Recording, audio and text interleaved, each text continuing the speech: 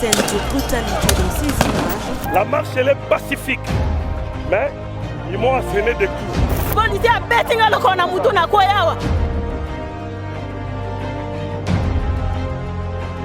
Nous voulons instaurer un état de droit.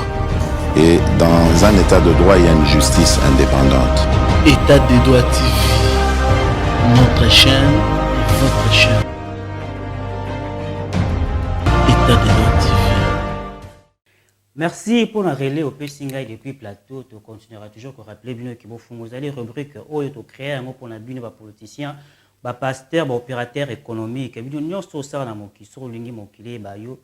Sans confiance magazine SC24 et puis la merge télévision tout à toujours pour la conserver bien. Alors lelo vous allez dans mon corps ya moka na kombo ya Anissé Lolé Kaye Andimi Koya kule kana bofungola lelo. Alors sans plus tarder na pesi mbote ya mona mboka Anissé, bonjour. Mbote tata. Boni nzoto boni santé nyoso. Nzote za malamu, santé za malamu, nyoso za malamu na ngolo tata nzambe. Mona mboka Anissé aussi présenté pour qui va téléspectateur da biso ba eba.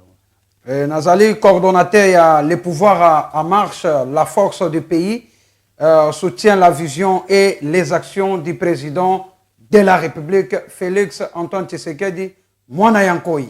Mwana mboka Anissé biso na objectif il y a LPM ezali nini? Objectif il y a les pouvoirs en marche ezali nous soutenons la vision et les actions du président de la République ndenge bana mboka bazolanda et deuxième objectif ezali redonner à la jeunesse congolaise sa place dans la société. Parce que jeune a une place dans la société, a sous considéré. Il y a le pouvoir en marche parmi les objectifs que nous avons énumérés dans les balais que nous soutenons la vision et les actions du président de la République et redonner à la jeunesse congolaise sa place dans la société. Pour mboka Anissé une coalition FCC cash, bana bazo profiter dans la population, topé ezali ba politiciens. Na mutuna na koko biso ke na makanisi ya tata mokonzi ya mboka Félix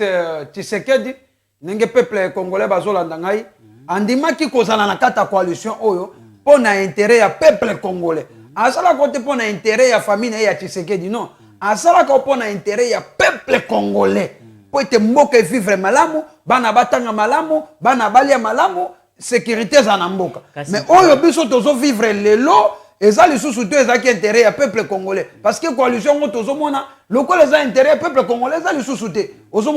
ont l'insécurité, ils ont les mokonzamboka, ils ont les kimi, ils ont nakata mboka. Et ils ont la nakata coalition, ils ont la bateau, ils ont les kimi, ils ont la nakata mboka. Yangwana mokonzamboka, Félix Antoine Tshisekedi, Mwana Yankoi, azola la tête, azola muka, azo solo la tout moment pour na été coalition. Pour na bisope les sous, il faut bateau ba eloko. Des peuples solanda. Nakata coalition oyo. Ce qui président de la République a échoué na kati ya coalition oyo na mandat na ye bato ba ke non na FCCP ba échoué na kati ya na mandat oyo président Félix Kalaba ko bo FCC ka lelo bandima ko na mariage na coalition mais pas d'intérêt peuple congolais on a ina bisa yo intérêt za que non peuple atanga malamu alia malamu sécurité za oui nazo koma ne loko wana ya ngwa peuple congolais ba ke na kata coalition oyo ce qui président de la République a reçu et zola qui s'appelle na FCCP va reçu mais ceux qui président de la République a échoué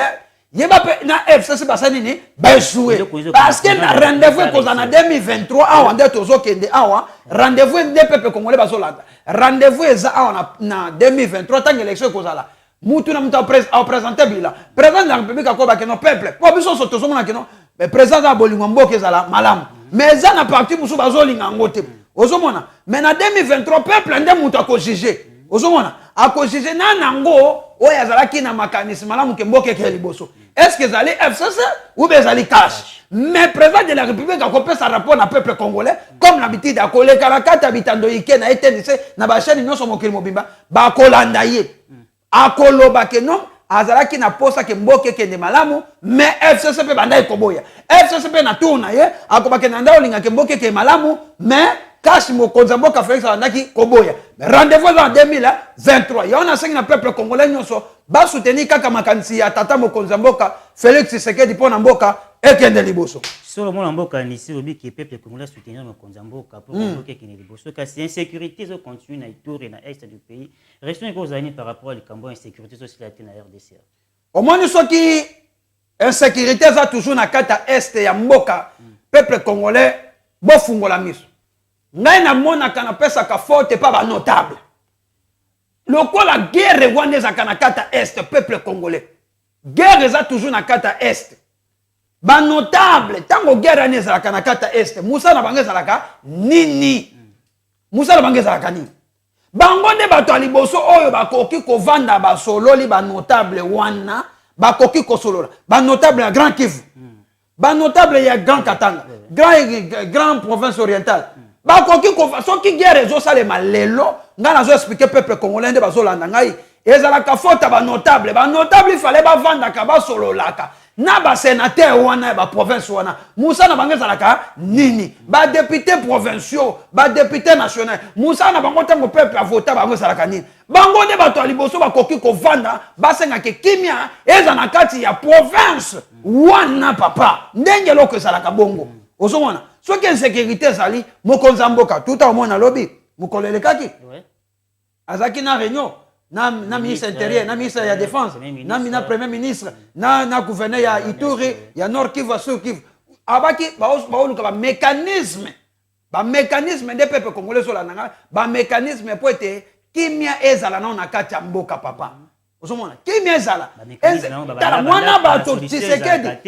bato Tshisekedi azolala te azokanisa malamu mpona ba peuple congolais ke kimia ezala mais bato misusu bazolinga kimia te na kati ya mboka oyo ozomona yango wana peuple congolais fungola miso yango nazobisa peuple congolais Félix président na biso aza na makanisi mboka ekende liboso mais eza na badongolo miso oyo bazolinga te ke non président de la république a reçu na kata mandat na ye mais on a sangi na peuple congolais bozala toujours na sima ya vision ya mokonzi ya mboka Félix Antoine Tshisekedi mwana ya nkoi po ete mboka na biso ekende liboso po ete mboka tolonga monguna parce que soki monguna azokota na kati ya mboka na biso papa pona expliquer peuple congolais eloko oyo monguna azokota ka masasi e nyonso ba guerre peuple congolais yeba ezolakisa ni tribalisme tolingani te tobandaka kofinga zela zana expliquer yo tribalisme eza na bato misusu bazoka tribalisme ngai naza mongo 100% ya province ya Équateur territoire ya Bikoro nazo soutenir vision ya mokonzi mboka Félix Tshisekedi bandeko na ngai na mbandaka bazotanga ofele ana Kinshasa bato misusu batangaki ofele mais awa tozomona eza na bikolo misusu awa bazokombattre mokonzi mboka bazokombattre ye ezomonana na polele peuple congolais to soutenir vision ya mokonzi ya mboka aza na besoin ke mboka ke liboso mais eza na badongolo miso oyo balingi te ke non ye a reçu na kata mandat na ye banda ko finga ancien régime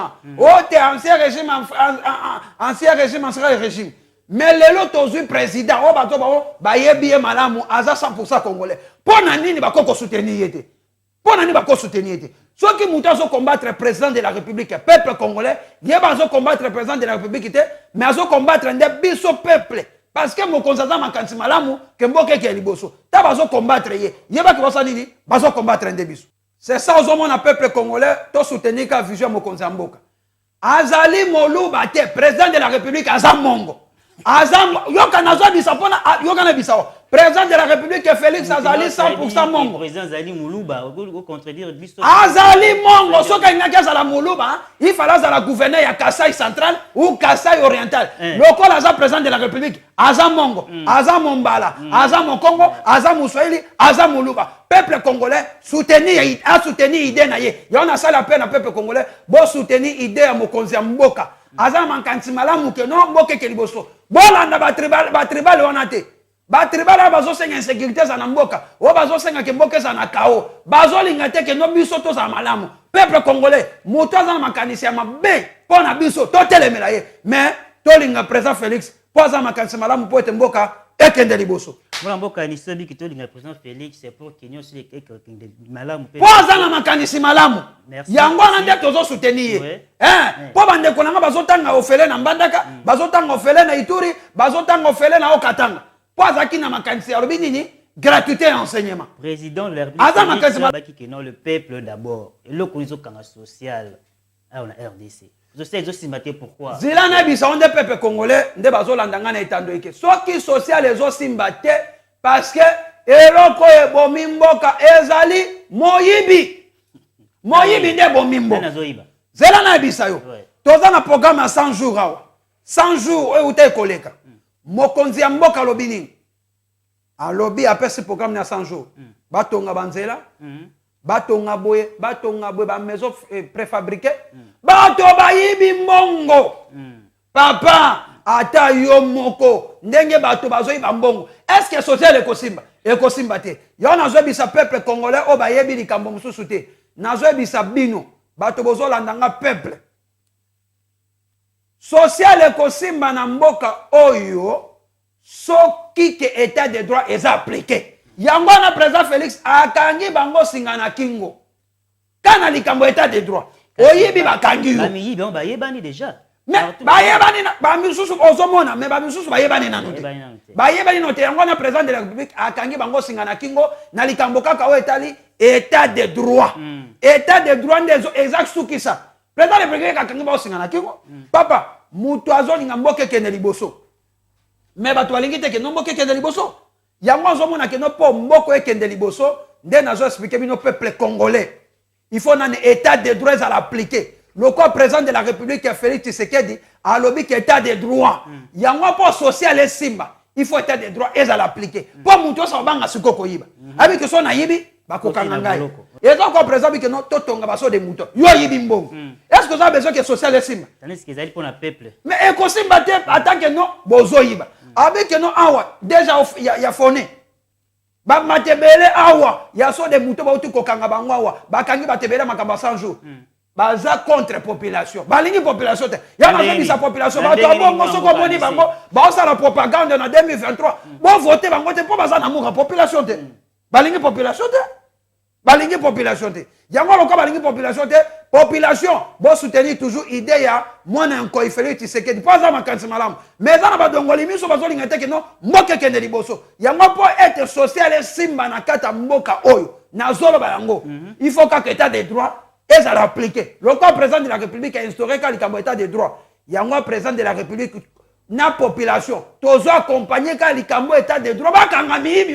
Pour être social et si parce qu'on a katamboka. Social et quoi si ma maman ou teta ko bato ibambon. Félix a fait sa ordre. Président de la République, bossalaboy. Bozongi saboy. Bossalaboy. Mais bato bazo ibambon. Papa, est-ce que l'état de droit est possible? Et possible teta ko bato bazo ibambon. Il y a mona bato pour état de droit, makambonyo soit sauté peuple vivre malamu. Bakangaka batouana. Tande basokanga bangwana. Justice, ça toujours indépendant. Population, batouana, oyebi bango malam. Soki ba une élection mususana, ko voter bangote. Bazami yibi, balingi te que non, biso to za malam na katamboka. Président de la République fait une chose qui dit commission de justice indépendant mo mboka mission et les 13 parlementaires, mon AFC so ko banga koto na kaso zo bangizali vraiment nini. Mais pendant que ça peuple congolais, LPM. Moi na ba komi? LPM. Ezola ki saboye. Le pouvoir en marche. Nous voulons que le pouvoir puisse marcher dans notre pays. Les peuples congolais au Landangaï. Monsieur, il y a 13 parlementaires. Je parle en tant que coordonnateur du pouvoir en marche. La force du pays qui soutient la vision et les actions du président de la République, Félix Tshisekedi Mwanankoy. 13 parlementaires. Bakenda qui parle au sénateur Jean-Pierre Bem. Oui. Bakenda qui awa lisusu awa nankamba. Kokutana papa Simo. Bakenda qui soit pas président. Baoto kende lisusu na Grand Katanga. Bakenda kokutana na autorité mususu kuna. Ba Moïse Katumbi, ba papa Kium. Batebele bakutana bango. Nazo senga étant que coordonnateur, il y a le pouvoir à marche. Bino bato yo bozo sala mission wana. Bosala opona intérêt ka ya peuple congolais. Boluka mutu malamu. Oya kokota na kate bonga ya seni wana poete maponami ya malamu esalema. Ete président ya malamu Félix Tshisekedi azonga lisusu pona makanisi na ye ba député malamu bazonga. Mais soki bosali contre volonté ya peuple. Peuple kobima lisusu ndeto bimaki na likambo ya Rosa Malonda. Oto boyaki. Yango na bino bato bo bozo ko assumer 13 parlementaires bozo kende. Bosala pona intérêt ya peuple congolais. D'abord la population pour être pouvoir, le pouvoir a marché tambola na seni et tambola na mboka. Nous voulons que nos pouvoirs et tambola na kimia, tolingite que nos moboule salema. Bino bato bozo saba honorable député, 13 parlementaires. Monsieur Bozana, boluka kaka intérêt ya peuple congolais. Boluka muta malam. Bopona muta malam pour kimia sala. So boponi muta mabe. tokobima isusu na balabala c'est-à-dire bokafayi isusu na mission na bino wana cash na FCC bakolinga te okuta na 13 parlementaire pourquoi mbemba aza mutu anani aza mutu alamuka no bakende kokutana naye président de la république aza mutu anani FCC baboyi cash pe baboyi mais mutu na mutu aza na choix na ye na pesa exemple bakendaki epa na tata ezobanga démarche na bango non papa zela na bisayo zana bisayo 2023 nana organisa ba élection président de la république siko président de la république mutu organisa ba élection osomona président de la république mais avant pe ba organiser élection peuple congolais nazo beloko il faut nous recenser mais ça maintenant na mboko donc recensement dans les salema pour que l'élection en 2023 te papa il faut identifier pe toyeba pe ba vrai fils ya mboka oyo toyeba pe bango toyeba nana za congolais pe na za congolais te mais on a sengi bakende kokuta na président de la république osomona aza mutu akashi no ata za président de la république aza mutu akashi tomona ke bakende pe kokuta bakokuta na Moïse Katumbi bakokuta na papa Simon osomona il faut que intérêt ya peuple congolais na sengi na 13 parlementaire boluka kaka intérêt ya peuple congolais boluka muta malamu soki bosali baje marche kosalema lisusu oyo koleka lisusu kozake no 26 provinces nyonso tobimi na balabala tokoboya mutu wana marche pe si toyebi omona mboka nise bato bakufaka kaka lokolo bamarche tokoki kovanda te dialogue tovandi toza baafricain soki omoni mabe setali yola na ndako na yo mabe kozala wapi soki bovandi osoli mabe kozala mais yango kasi bazosala no bango bazosala ke tosolola baluka nde mutu malamu so baluki mutu mabe c'est-à-dire que marche population tokolinga lisusu te baluka nde mutu malamu merci mamoka nise kasi ancien président ya RDC chef Kabila tokomi komélancer ki akonaki na CPI est-ce que moso azungwe mokonzi ya mboka il faudra ki na CPI to pe aza poursuivi omoni mpona koyebi so likambo wana otuni question moko eza malamu peuple congolais yoka qu'ancien notre président Joseph Kabila azali sénateur ya liboso na mboka na biso mboka tomesana na bacoup d'état tomesana na koboma Mobutu akenda na mayele na eka boy to bénéficier ta niloko monte awa muze akena mayele ne to bénéficier te lisusu Kabila oyo akufa akena CPI jamais la population de sengaka qui Kabila qui CPI kasi la population to ngai le coordonnateur le pouvoir en marche na boyi na bi Kabila koko kende CPI te pourquoi CPI wana basala ngo kaka pona biso ba africain ba ngana benga kango coup pénal contre les Africains. Sarkozy a bon Kadhafi en Libye. Libye est comme un désert. Est-ce que Sarkozy a Azasugoa, Azanakata ya France non? Bazo batele, bazo protéger. Obama a bomi Oussama Ben Laden. Est-ce que Zela nazo bisayo? Abomaye a Oussama Ben Laden des peuples congolais sur l'andanga. Est-ce que basengaye na ce pays jamais? Ah wali sous peuple congolais fungola miso. Donald Trump, autoboma général iranien. Est-ce que Bassengé dans ce pays? Jamais. Awa Russie, Zoboma. Est-ce que Bassa al-Assad, Bassengé dans ce pays? Jamais. Kabila, c'est notre premier sénateur, Namboka. Peuple congolais. Nasengi Nabino, to protéger sénateur en abisso. Azali sénateur, ya liboso ya Mboka. To batela ye, to protéger ye. Premier sénateur, Eza Kabila. To protéger ye azana kata mboka na biso avandaka mindele wana bazoluka ke non bazoluka ke Kabila ke na CPI nini bango bazoluka mbongo baza besoin bongo bakanga ba président misusu ya Afrika oto yebi yo yebi est-ce que ta tozo ta ba un frère na kata Congo na biso jamais peuple congolais to protéger président Félix to protéger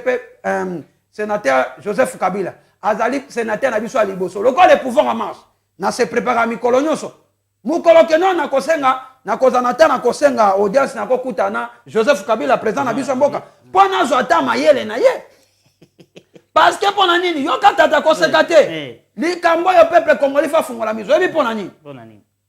mutu a organisé élection na mbongo na biso moko awa ya mboka élection zaki na ndenge nini bi combien de personnes ba kufa ba Rossi ba Thérèse ba kufa mais solution zo matin ba famille na ba uti lelo mais pona kimeza na kata mboka pote démocratie za na mboka pa pesa mais non bien zela eza baba perdu miso soka bato ozonga menga tika la moi que nos policiers zo beta mutu masa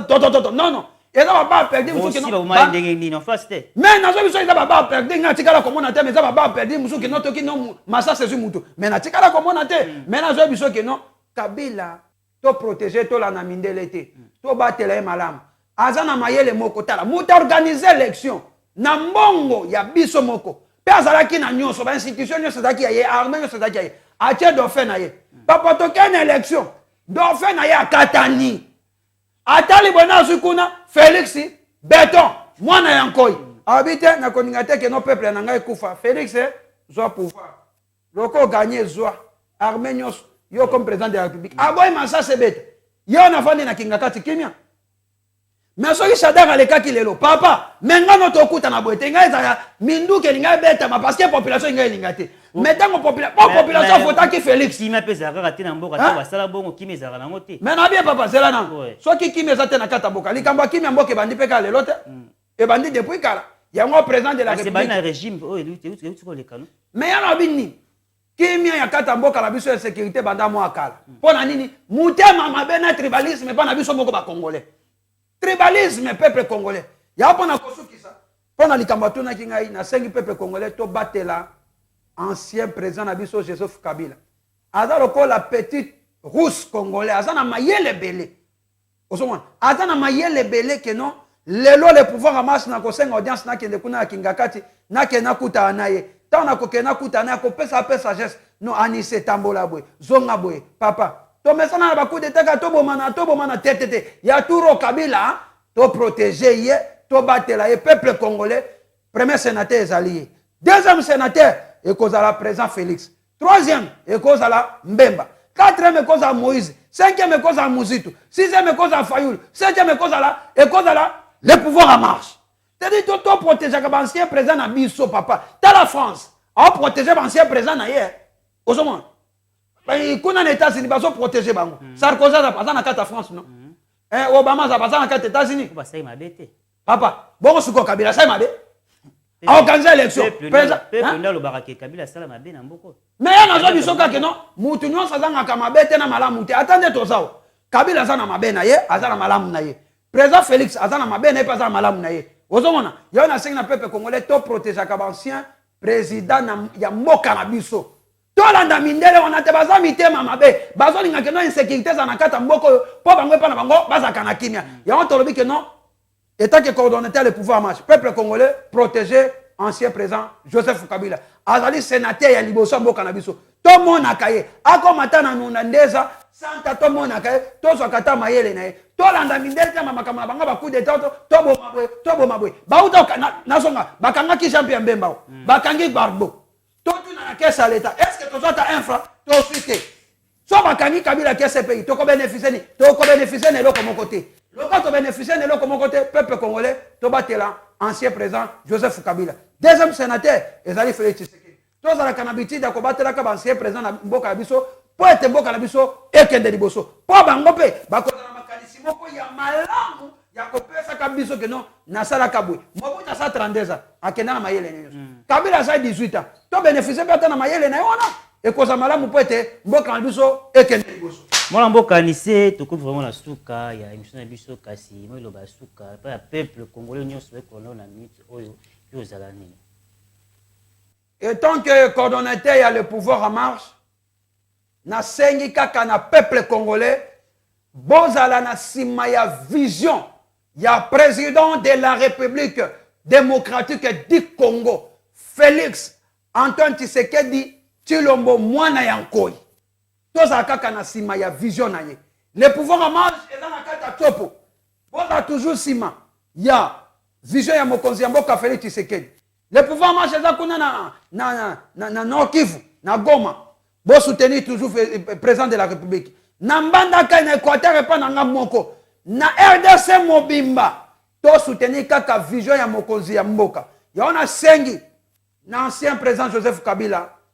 pe na nouveau président de la République ya Félix Tshisekedi mwana ya nkoyi bo sanganaka bo sololaka à tout moment pour intérêt ya peuple congolais po ete mboka na biso ekende liboso. Merci mwana mboka Anissé Loleka na ndenge ndimai koya ko participer ça la réaction na yo malamu na magazine SF24. Alors to me remercier bien sur qui est belé bosso à porte télévision nous pour Kolanda émission aller le cas sina remercier les sous bali on va na sima caméra ça qui bongo ken moelu pe Coco Dema la junior moto mo qui na réalisation. Alors remercier sous Margot Tomona Oni Ilunga merci na bino parce que vous qui est belé bosso à porte télévision bino pour Kolanda émission na bino bolunga kamingi bofungoli ngazong si relais kuna na plateau pe tokutani mikolo ezali koya. Des scènes de brutalité dans ces images. La marche elle est pacifique, mais ils m'ont asséné des coups. Policier a bettinga le kona mutu na koyawa. Nous voulons instaurer un état de droit. Et dans un état de droit, il y a une justice indépendante. État de droit TV, notre chaîne, votre chaîne. État de droit TV. Et si vous êtes nouveau sur la chaîne, n'oubliez pas de vous abonner et d'activer la notification pour ne rater aucune de nos prochaines vidéos.